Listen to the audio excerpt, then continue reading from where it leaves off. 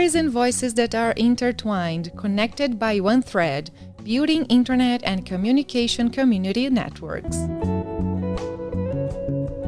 Hello, this is me again, Renata Porto. I'm from Brazil and I'm leading you through this 12-episode season around community-led initiatives on internet and communication.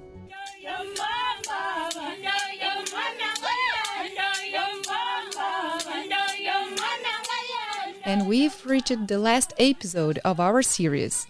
The story I'm about to tell you is going to inspire you on how community-led networks are essential and possible when different people get involved. For that, we will travel with me to Nairobi, Kenya. We are going to meet James Nguo from the Arid Lands Information Network, ALIN. For us, we start with the people, the people's needs. Whether they are few in some isolated place, those are the people we want to bring to the digital inclusion. You will also get to know Kathleen Diga, speaking straight from Durban, South Africa. She is the co-lead for the Local Networks Initiative and staff member at the Association for Progressive Communications, APC.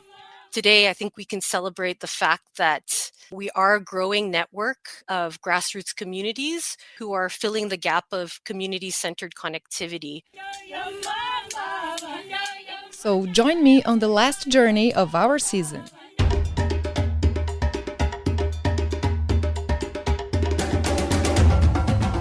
Routing for Communities, an audio journey tracing community connectivity around the world.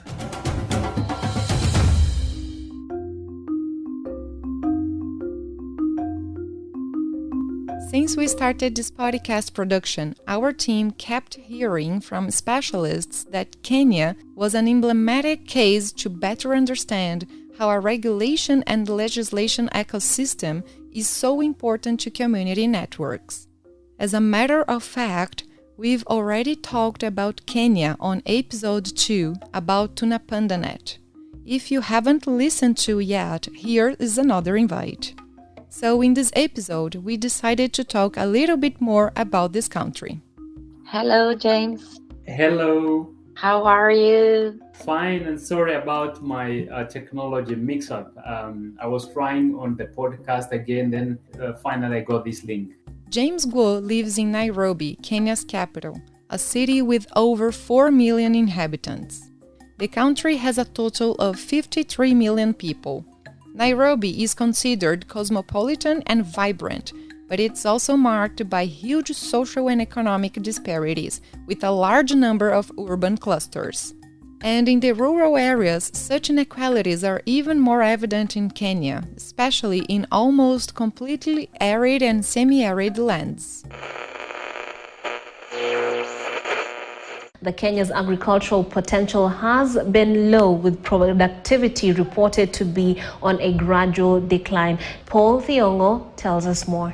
About 80% of Kenya's population lives in rural areas, with half of this proportion being poor. The rural population mainly depends on small-scale agriculture for food and income, suggesting that smallholder agriculture remains the major engine of rural growth and livelihood improvement for any pathway that can lift large numbers of rural poor out of poverty.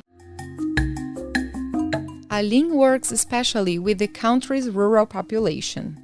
My name is James Nguo. I'm the director of ALIN, or Arid Lands Information Network, based here in Kenya, working across East Africa.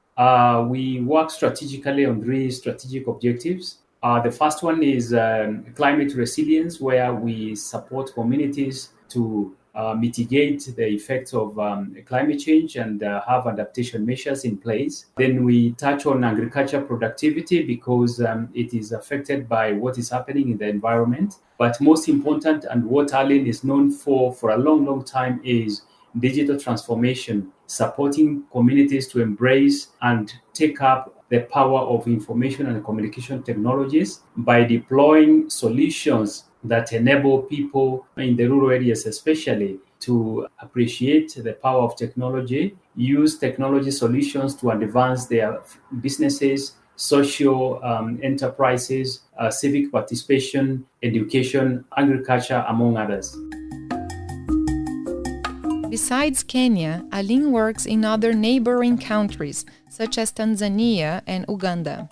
In fact, ALIN started off working the whole continent, being established by different organizations in 1987. In 2011, it was officially registered as a non-governmental organization in Kenya. One of ALIN's main initiatives was to edit and publish a magazine about agrarian topics called Baobab, named after one of the most important trees of Africa.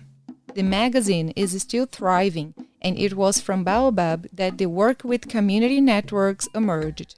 From the early 2000s, the network started to work alongside the now-defunct WorldSpace, an American organization. Through satellite technology, it provided access to radio internet. Using such technology, ALIN members started to access Baobab issues online and other content. By that time, around 2000, way into 2004, connectivity was not even being an issue discussed in the rural areas because the mobile connectivity was not even available. There were mainly fixed telephone lines, and ALIN filled that gap by deploying internet radios from WorldSpace. And that is where ALIN started the groups that we call focal groups that finally came to be known as access points. Access point is where you'd find ALIN presence with at least one computer, and will go up to a maximum of 5, and the community members trained on the operations of these computers and downloading of the content using that special radio. It's at that point then we brought other content providers from across the sectors so that they could use the portal that ALIN was given by WorldSpace to be able to disseminate information to their people on the ground, who included scientists, extension workers, many other development workers. It was an exciting moment for us. Over time, the establishment of access points began to be expanded to various Eastern African countries, such as Kenya, Uganda, and Tanzania. These computer centers were then called Maarifa, which means knowledge in Swahili. Community volunteers, as well as universities, started to be trained to work in these centers. They developed projects on access to information based on new information and communications technologies, the so-called ICTs. Over the last 2 decades, ALIN has worked on a series of projects with international partners. It has also won a number of awards and recognition for reaching rural communities using the Maarifa Center model. And that is how ALIN's work could expand with the creation of dozens of connectivity centers every year, besides projects to educate and include younger generations. These were the paths that led ALIN to work with community networks. In July 2023, ALIN was able to get one of the first approvals from Kenya's regulatory agencies. It obtained a license to implement a community network in the Rift Valley region. From that moment on, they have been raising funds to create community networks. According to James, the idea is that one of the Maarifa centers grows and becomes a community network, and they are extremely excited about the prospects.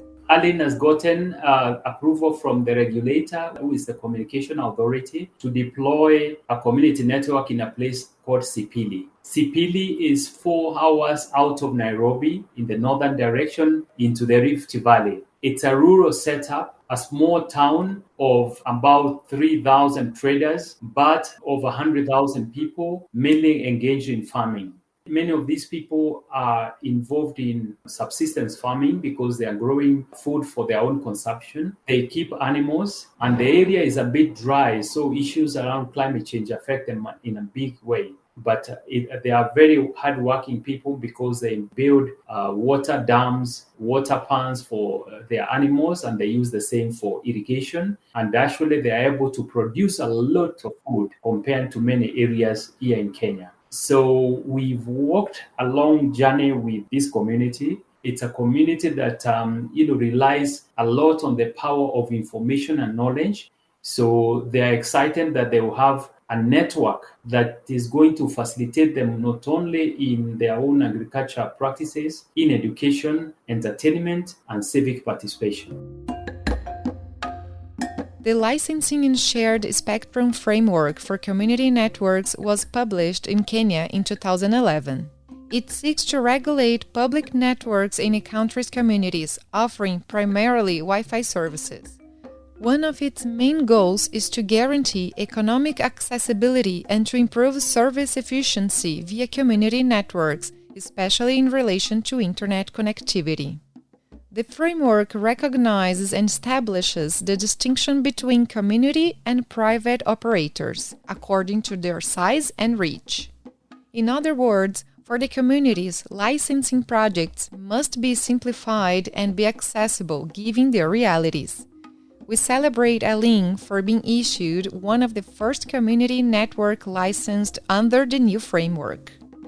To sum up, the resolution brings in the establishment of another separate regulatory model for community networks.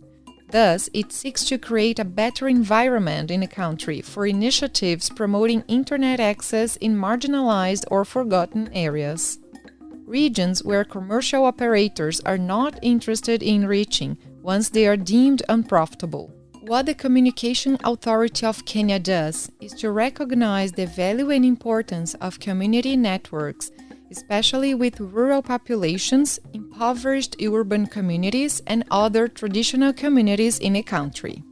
The main challenge, of course, is like any other player, the main networks will want to deploy their network where they will realize gains in terms of commercializing their own businesses. And for us, we start with the people, the people's needs. Whether they are few in some isolated place, those are the people we want to bring to the digital inclusion, irrespective of whether it makes economic sense or not. To us, if we can deploy a network that can be self-sustaining, we charge a small fee that we plow back into the network for sustainability. That is what we'll be looking at. And after going to Kenya, now we're off to Durban in South Africa. This is the home of our second guest for this episode. My name is Kathleen Diga, and I am the co-lead for the Local Networks Initiative, and I am from the Association for Progressive Communications. I am based here in Durban, South Africa. So the Local Networks Initiative is a collective effort between APC, Rhizomatica, and several partners that are based in the Global South. And really the ultimate objective is to create an enabling environment for community networks or community-centered connectivity initiatives, and largely in the Global South. So it's enabling, whether it be through creating peer exchange, learning, through policy, through local innovation, through gender. We really try to look at a holistic view of how to bring communities that work at the grassroots level together and to be able to enable their community needs through community connectivity. Kathleen is part of APC, which alongside other organizations such as Kenya ICT Action Network and local communities, contributed to the process of discussing and providing technical support for Kenya's Communication Authority. And they could count on the support in their initial stage from 2020 to 2021 so that they could develop community network licensing.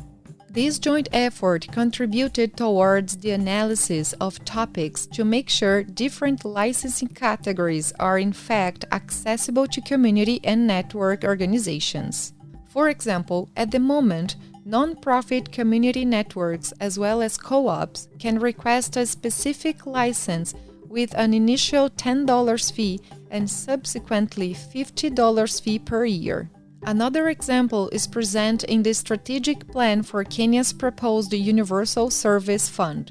According to the plan, the country's regulatory agency will support the development of 100 community networks in the next 5 years. Kenya has been exemplary in terms of the space of collective action and policy.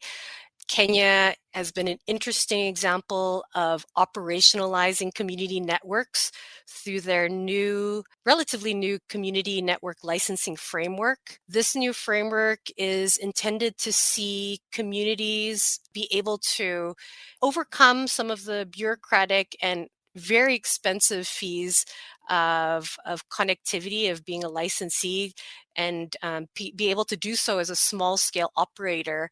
I would say that what we are, however, learning is that for these communities, the processes are new and they certainly require a lot of accompaniment.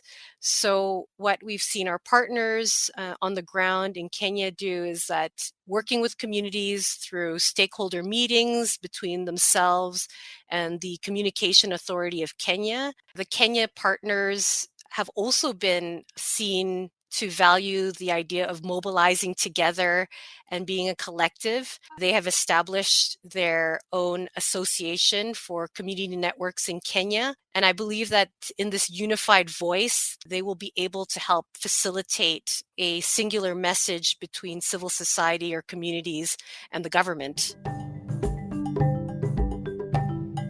We know there is a long way ahead of us in the development of community-led networks, and yet Kathleen argues that there have already been victories worth of celebration.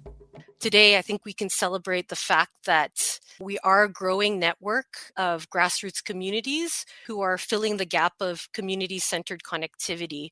I believe that these networks now have an understanding and knowledge of the communities that are working in the similar field as them, who are indeed trying to meet the community needs, specifically around communication. And I think the network's also helping them to find partnerships and see through the goals of their constituents. I would want to refer to, I'm based in South Africa, this one local language, word, Ubuntu, and it means I am because we are. We are a collective of change makers. And I think it's this universal bond of sharing and exchange that's connecting us and humanity. So I really do think in the digital inclusion space, I would say the broader or this global network of actors have a role to play to ensure that we bring the voices and perspectives of marginalized communities to the front, and particularly those from the global south. These communities are the protagonists in the process of connecting themselves locally or by internet. They also bring in an important reflection about how and why we want to be connected in the first place. And we have reached the end of this episode, as well as this podcast's first season. Today, you could learn more about the Arid Lands Information Network, ALIN, in Kenya, as well as the Local Networks project. If you want to know more about these initiatives, access the links in the description of this episode on your podcast streaming platform. Over there, you also have access to Kenya's licensing and shared spectrum framework for community networks. Throughout the season's 12 episodes, we got to know the many stories on community networks and of those who take the lead in these processes together with different communities. Here, we've seen experiences in which connectivity walks hand in hand with the fight for other rights, gender and race equality, education, indigenous cultures, environmental justice, and many others. Such diversity of experiences is gathered in one common message about the need to create human and digital networks that are based on the construction of a viable future for all.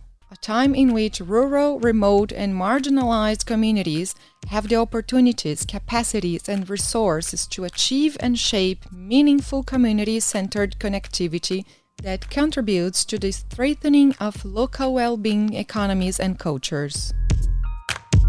If you've liked this podcast, please recommend it to those you know will appreciate it as well. You can check out the season on the main podcast platforms or on APC's website, routingforcommunities.apc.org. You listened to the 12th episode of Routing for Communities, an audio journey tracing community connectivity around the world. This is the podcast of the Local Networks Initiative, a collective effort led by APC and Rhizomatica. Production Rádio Tertúlia. In today's episode, you listen to audio excerpts from KTN News Kenya. Thanks for joining me throughout the season of the podcast. See you next time.